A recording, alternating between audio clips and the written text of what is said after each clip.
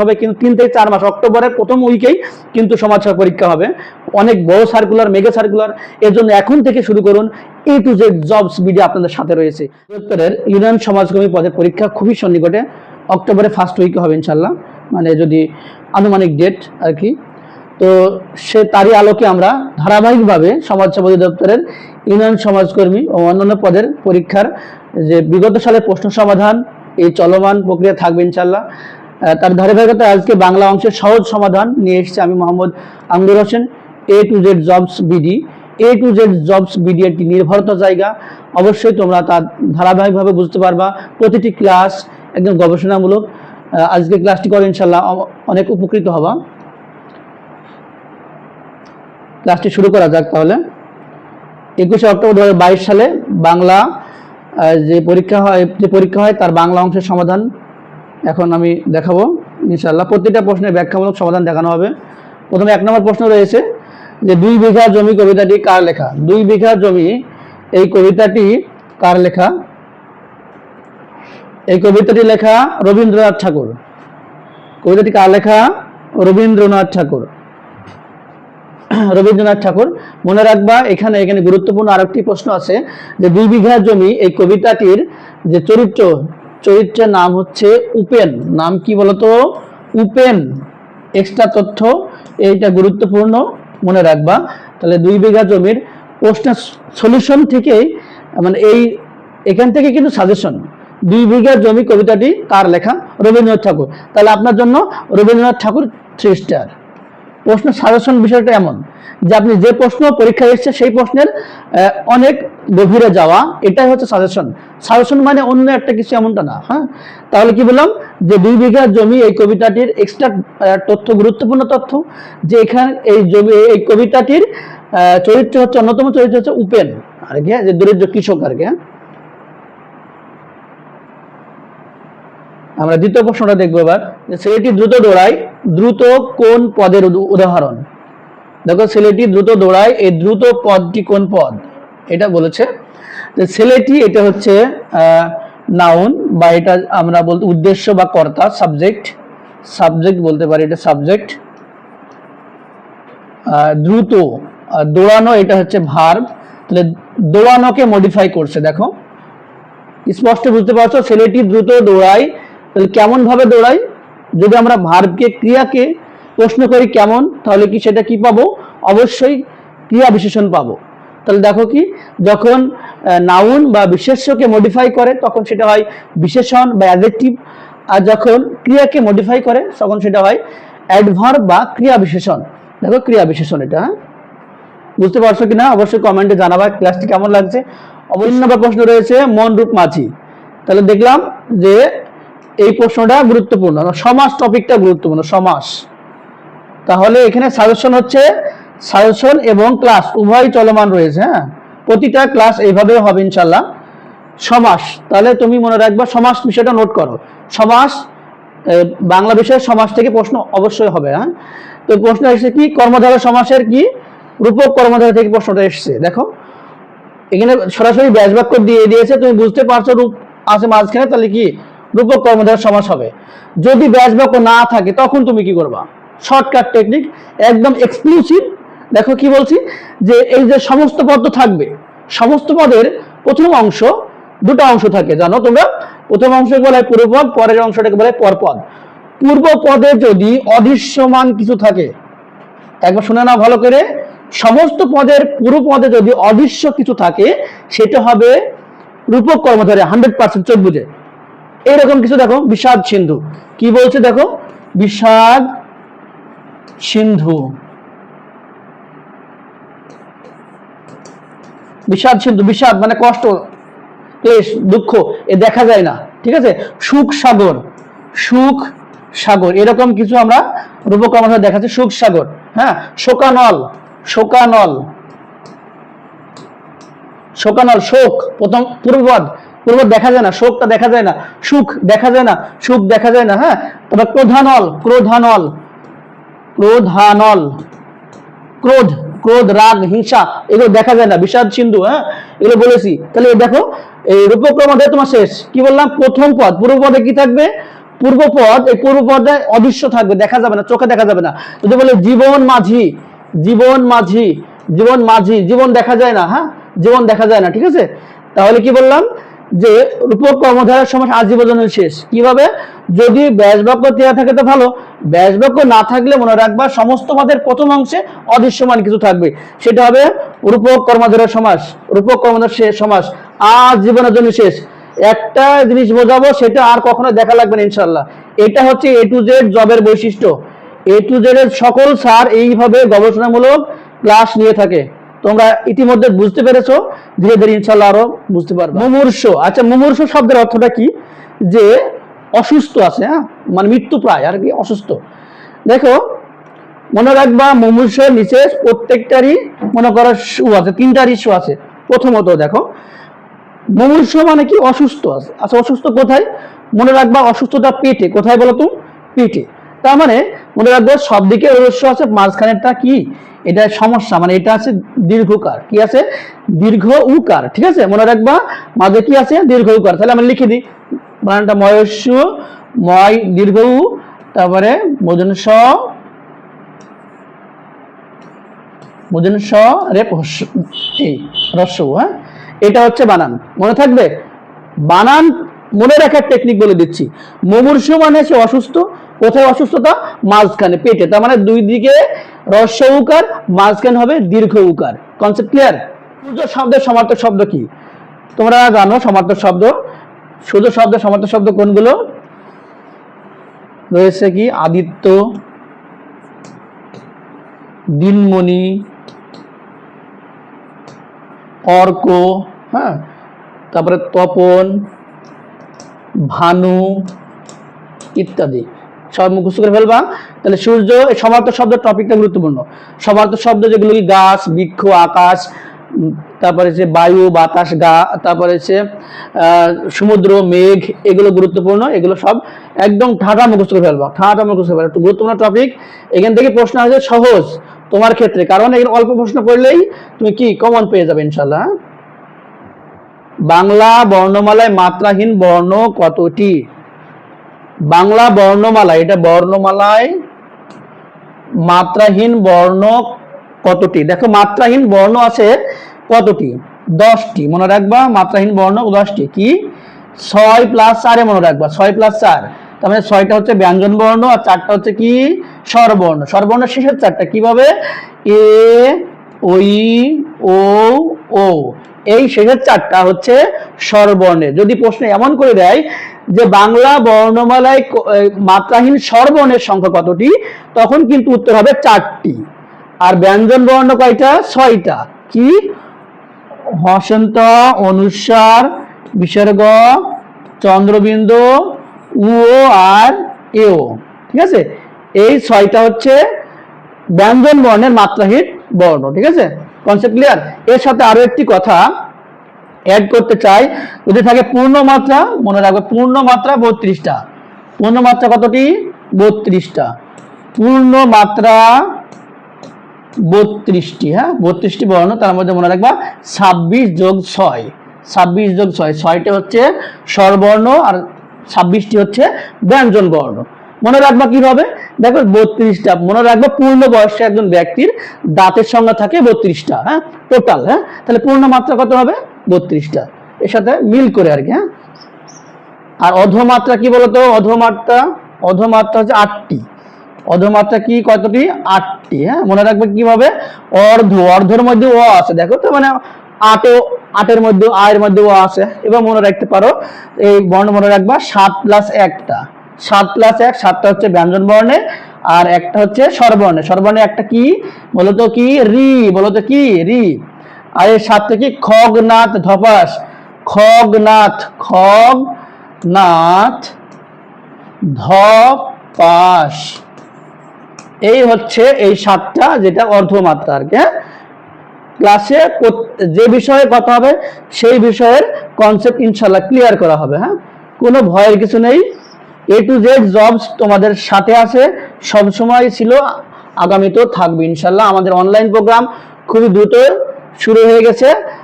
আমাদের শিক্ষক নিয়োগ, শিক্ষক নিবন্ধন এবং সমাজসেবা এর ব্যাচ খুবই দ্রুত লঞ্চ হবে। হ্যাঁ, তোমরা আমাদের A to Z জবস পেজে ইনভলভ থাকবা, শেয়ার দিবা, রিয়াক্ট করবা, তাহলে তোমাদের অতি দ্রুত নোটিফিকেশন চলে যাবে। তারপর দেখো 7 নম্বর প্রশ্ন, স্বরবর্ণের সংক্ষিপ্ত রূপকে কি বলা হয়? স্বরবর্ণের সংক্ষিপ্ত রূপকে কি বলা হয়? কার বলা হয়। কি বলতো? কার। কার মোট কয়টা? কার মোট 10টা, যদিও স্বরবর্ণ 11টি, তাহলে 11টির মধ্যে কার নাই, কার ও এর কার নাই, ওকে কি বলা হয়? নীলিন বর্ণ বলা হয়। কি বর্ণ? নীলিন। দেখো একদম কনসেপ্ট এখান থেকে ক্লিয়ার হবে। আরো একটা কি কথা রয়েছে, ব্যঞ্জন বর্ণের সংক্ষিপ্ত রূপকে কি বলা হয়? ব্যঞ্জন বর্ণের সংক্ষিপ্ত রূপকে বলা হয় ফলা। ব্যঞ্জন বর্ণের বিকল্প রূপকে বলা হয় অনুবর্ণ। এই প্রশ্নটা খুবই গুরুত্বপূর্ণ। ব্যঞ্জন বর্ণের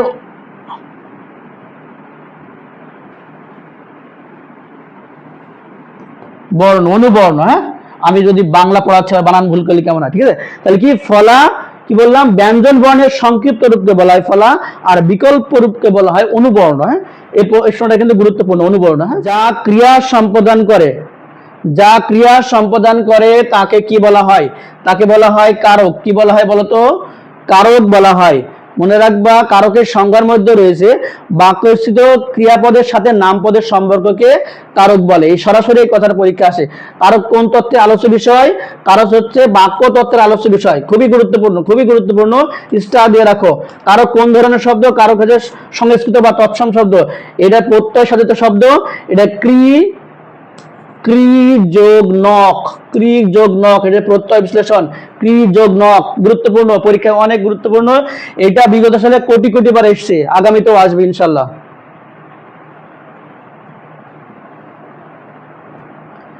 বাংলা উপসর্গ কয়টি? বাংলা উপসর্গ কয়টি? বাংলা উপসর্গ মনে রাখবা, বাংলা উপসর্গ আমরা বেশি আছি। আমরা বলো তো কি?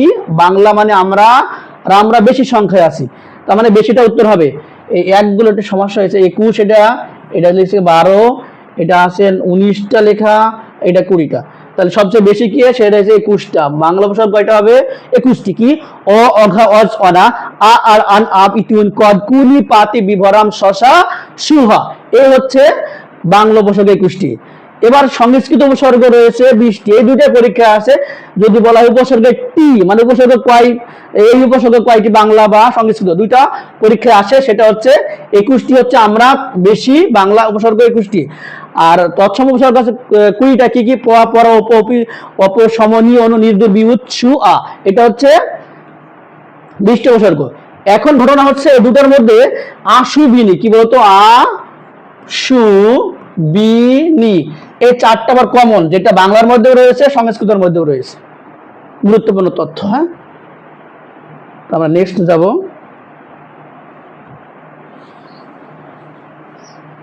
ক্লাসটি কেমন লাগছে অবশ্যই তোমরা জানাবা, আর কমেন্টে জানাবা তো অবশ্যই, এবং তোমার প্রিয় বন্ধুকে মেনশন করে দিবা। ফ্রি ক্লাস, তাই শেয়ার করবা, সব হবে, যার উপকার হবে অবশ্যই, এটা ভালো কাজ একটা। হ্যাঁ, দেখো সংখ্যা গণনার মূল একক কোনটি? সংখ্যা গণনার মূল একক হচ্ছে 1। মূল একক বলতে যে একদম যেটা থেকে শুরু হয়। দেখো সংখ্যা বর্ণ কতটি? বলতো এর থেকে একটা প্রশ্ন, সংখ্যা বর্ণ কতটি? সংখ্যা বর্ণ কতটি? 10টি, যার শুরু কি বলতো? 1, 2, 3, 4, 5, 6, 7, 8, 9, এই হচ্ছে 9, এই 10টি, এই শূন্য আর কি। হ্যাঁ, লাস্টে শূন্য হবে, শেষে শূন্য হবে, প্রথম শূন্য হবে না। যদি প্রথমে শূন্য হইতো তাহলে একক কিন্তু শূন্য হইতো। সংখ্যা গণনা মূল একক হবে 1, ঠিক আছে? এই কখনো শূন্য হবে না, শূন্য শেষে কিন্তু। হ্যাঁ, আমরা যদিও বলি 0, 1, 2, 3, না, শেষে হবে, 0টা শেষে। হ্যাঁ, মনে রাখবো। ক্লাস কেমন লাগছে অবশ্যই কমেন্টে জানাবা। আর আমাদের শিক্ষক নিবন্ধন, শিক্ষক নিয়োগ এবং সমাজসেবা 3টি ব্যাচ অতি দ্রুত লঞ্চ হবে। ক্লাস এবং এক্সাম ব্যাচ, ক্লাস এবং এক্সাম ব্যাচ, টপিক অনুযায়ী জব সলিউশন ব্যাচ এবং সমাজসেবা বিগত সালের প্রশ্ন সমাধান ব্যাচ থাকবে ইনশাল্লাহ। দেখো 11 নম্বর প্রশ্নটি রয়েছে, চোখের বালি বাগধারা অর্থ কি? চোখে বালি পড়ছে, এটা কি খারাপ না ভালো বলো তো? অবশ্যই খারাপ, মানে বিরক্তিকর বিষয়। তাহলে কি দেখো তো? বিরক্তিকর বন্ধু। কি হবে? বিরক্তিকর বন্ধু। প্রতিটা বড় ক্লাসে পড়া শেষ ইনশাল্লাহ। চোখে বালি পড়লে তোমার ভালো লাগবে না খারাপ লাগবে? তো বিরক্তি লাগবে, বিরক্তির বিষয়, বিরক্তিকর বন্ধু। হ্যাঁ, সহজ হিসাব।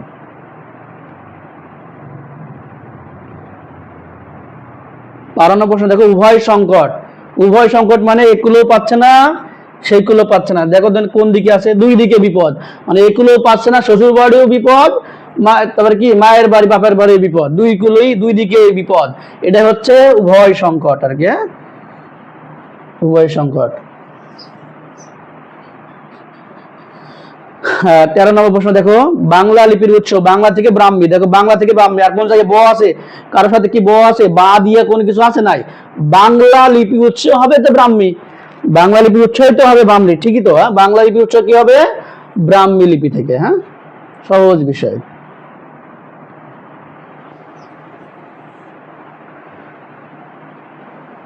চোদ্দ নম্বর প্রশ্ন দেখো, বাংলাদেশের জাতীয় কবি কে? বাংলাদেশের জাতীয় কবি হচ্ছে, কবি কে বলতো? তোমরা এই প্রশ্নটা অবশ্যই কমেন্টে জানাও, আমি জাস্ট একটু ওয়েট করছি। নাও প্রশ্নটা কমেন্টে জানাও, বাংলাদেশের জাতীয় কবি কি হবে বলতো? কবি কাজী নজরুল ইসলাম।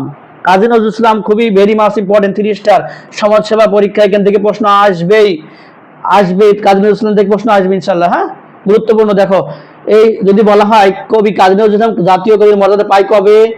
যখন ছিল না। বলতো কখন পায়? কখন পায়? তখনই পায় যখন ঢাকা বিশ্ববিদ্যালয় যখন ডিলিট উপাধি দেয়, ডক্টর অফ লিটারেচার উপাধি দেয় ঢাকা বিশ্ববিদ্যালয়, ঠিক তখনই তিনি জাতীয় কবির মর্যাদা পায়। সেটা হচ্ছে 1974 সালে। কত সালে বলতো? 1974 সালে ঢাকা বিশ্ববিদ্যালয় থেকে ডিলিট উপাধি দেয়, তারপরে উনি জাতীয় কবির মর্যাদা পান। আর নাগরিকত্ব পান যখন ছিল না, তো নাগরিকত্ব পান পরে 1976 সালে। তাহলে এর 1899 সালে জন্ম, 1976 সালে মৃত্যু, আর 76 সালেই তিনি নাগরিকত্ব পান।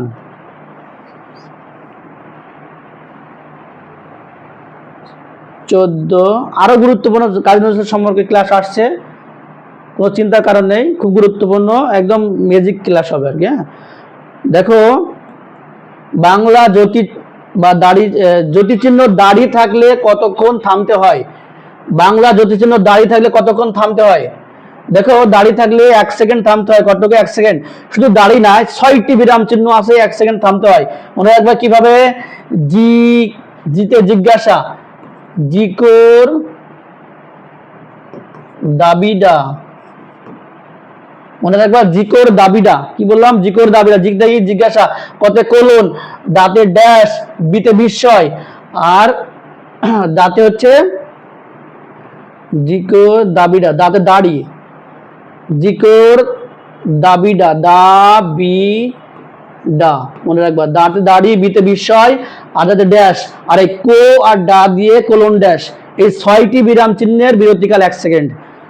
খুবই গুরুত্বপূর্ণ, পরীক্ষায় কিন্তু বিগত সালে এসে সরাসরি দেখতে পাচ্ছ সমাজসেবারই প্রশ্ন এটা। হ্যাঁ, তাহলে কি বললাম? বাংলা জ্যোতিচিহ্ন কি দাঁড়িয়ে কতজন থামতে হবে? 1 সেকেন্ড। শুধু দাঁড়িয়েই নয়, দাড়ি ছাড়া আরো 5টি বিরাম চিহ্ন কি আমরা শিখে গেলাম, যদি 1 সেকেন্ড থামতে হয়। কিভাবে মনে রাখবো? জিকর দাবিডা, জিতে জিজ্ঞাসা, কতে কোলন, দাঁতে দাড়ি, বিতে বিস্ময়, আর দাঁতে ড্যাশ, এই কো আর ডা দিয়ে কোলন ড্যাশ। মনে থাকবে? এরপরে দেখো 16 নম্বর প্রশ্ন। ক্লাসটি কেমন লাগছে অবশ্যই তোমরা জানাবা, ক্লাসটি কেমন লাগছে। আর প্রশ্ন থাকলে অবশ্যই তো প্রশ্ন করবা। তোমাদের কোনো ক্লাসে যদি চাহিদা থাকে যে এই ক্লাসটি বুঝতে পারছো না, আমাদের কমেন্টে জানাতে পারো, ইনশাল্লাহ অতি দ্রুত সেই ক্লাসটি নেওয়া হবে। কোন পুরুষবাচক শব্দে 2টি স্ত্রীবাচক শব্দ রয়েছে? মানে পুরুষ একটা, স্ত্রী হবে 2টা। হ্যাঁ, স্ত্রীবাচক হবে 2টা। দেখো, সেরকম হচ্ছে একটি পুরুষবাচক শব্দ দেবর, যার রয়েছে যা। আমাদের যে দেবরের হচ্ছে যা, দেবরের একটা কি স্ত্রীলিঙ্গ যা, আর একটা হচ্ছে ননদ। কি বলতো? ননদ। ননদ, বুঝতে পারছো? কমেন্টে জানাও যে এমন একটি স্ত্রীলিঙ্গ যার 2টা পুরুষ রয়েছে, এটা কমেন্ট করবা। কি বললাম? কোন পুরুষবাচক শব্দের 2টি স্ত্রীবাচক রয়েছে? দেবর, যেটা যা এবং ননদ। তো এমন একটি স্ত্রীবাচক শব্দ বলো যেটা 2টা পুরুষবাচক শব্দ রয়েছে, কমেন্টে অবশ্যই তোমরা জানাও।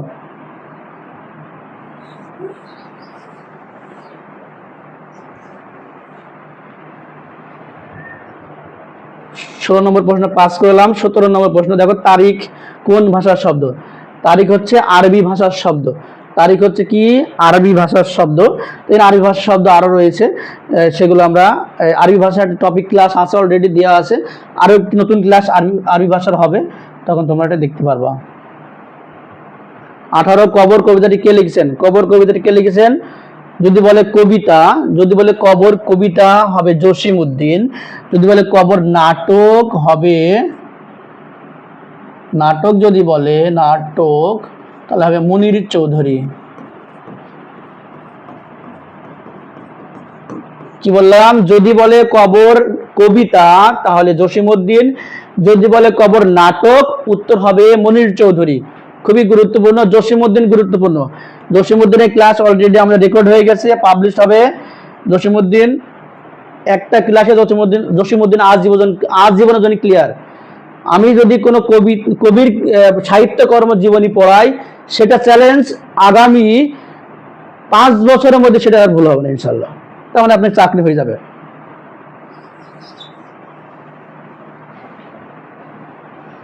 আঠারো নম্বর প্রশ্ন দেখো, শেষ হয়ে গেল। 19 নম্বর প্রশ্ন, কি রবীন্দ্র এর সঠিক সন্ধি বিচ্ছেদ নিচের কোনটি? মনে রাখবা, রবি, রবিটা কি হবে? রবি জাস্ট এমনই হবে। পৃথিবীতে কখনো রবি বানের দীর্ঘ হবে না।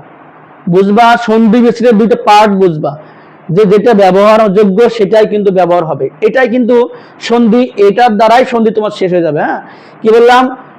রবি, পৃথিবীতে রবি কখনোই দীর্ঘ দিয়ে হবে না, এটাই ফাইনাল।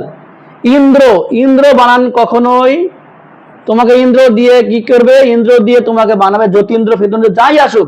ইন্দ্র আজীবনের জন্য রস্যই দন্ত নয় দয় রফলা, ইন্দ্র আজীবন দীর্ঘই, এমন ইন্দ্র আজীবন তোমার সামনে আসবে না, আসলে সেটা ভুল। এটা ভুল, কখনোই তোমাকে এটা কি কনফিউশন করার জন্য এক্সামিনার তোমাকে এইভাবে দেবে, এই রূপে দেবে। সঠিক উত্তর হবে ইন্দ্র। ইন্দ্র কখনোই রস্যই বাদে হবে না, ফাইনাল। আর রবি কখনো দীর্ঘ দিয়ে হবে না, রস্যই দিয়ে হবে, এটাই ফাইনাল। এটা হচ্ছে বেসিক। যখন তুমি বুঝবা ইন্দ্রের রস্যই ছাড়া হয় না, আরে তুমি কি কেন দেখাবা? এই ইন্দ্র তুমি দেখবা কেন? দেখার প্রশ্ন আসে না। এইটাই হচ্ছে বেসিক, এইটাই হচ্ছে তোমার পড়ার প্রতি কনফিডেন্স। ঠিক আছে? আর এ টু জেড জবস কনফিডেন্স বিক্রি করে। ঠিক আছে? কোনো ভুয়া কিছু এ টু জেড থেকে পাবেন না ইনশাল্লাহ। দেখেন, ক্রিয়ার কাল কত প্রকার, এটা তো আমরা সেই ছোটবেলা থেকে পড়ে আসছি। হ্যাঁ, কাল, পরশু, আর দেখো তাহলে কি কাল কি কয়টা? 3টা। তাহলে কি বর্তমান, অতীত আর ভবিষ্যৎ, বা বর্তমান, অতীত, ভবিষ্যৎ, এই প্রেজেন্ট, পাস্ট, ফিউচার, আপনারা আগে থেকেই জানেন। হ্যাঁ, তাহলে এই হচ্ছে 20টি সমাজসেবা অধিদপ্তরের 2022 সালে ইউনিয়ন সমাজকর্মী পদের বাংলা অংশের সমাধান। তো ক্লাসটি কেমন লেগেছে অবশ্যই জানাবেন। আর ধারাবাহিকভাবে আমাদের সমাজসেবা এই বিগত সালের প্রশ্ন সমাধান চলবে, ব্যাখ্যামূলক সমাধান। দেখতে পাচ্ছেন একটা এমসিকিউ সম্পর্কে কত লেকচার দিচ্ছি, ইনশাল্লাহ এইভাবে চলবে। বাংলা অংশে রয়েছে আখতারুজ্জামান হীরা স্যার, গণিতের ম্যাজিক ম্যান খ্যাত। তবে ইংরেজি অংশের জন্য রয়েছেন প্রভাষক আব্দুল সাত্তার স্যার, উনিও কিন্তু ইংরেজি বস। ঠিক আছে? তাহলে জিকে এবং জিকের জন্য রয়েছে পাশা স্যার, আর বাংলার জন্য রয়েছে আমি মোহাম্মদ আঙ্গুর হোসেন। হ্যাঁ, তো ইনশাল্লাহ সমস্যা হবে না, আপনারা ধারাবাহিকভাবে লেগে থাকুন। অতি দ্রুত আমাদের ব্যাচ লঞ্চ হবে, কিন্তু 3 থেকে 4 মাস, অক্টোবরের প্রথম উইকেই কিন্তু সমাজসেবা পরীক্ষা হবে। অনেক বড় সার্কুলার, মেগা সার্কুলার, এর জন্য এখন থেকে শুরু করুন। এ টু জেড জবস ভিডিও আপনাদের সাথে রয়েছে। আপনাদের সফলতার পিছনেই আমাদের হাত থাকবে ইনশাআল্লাহ।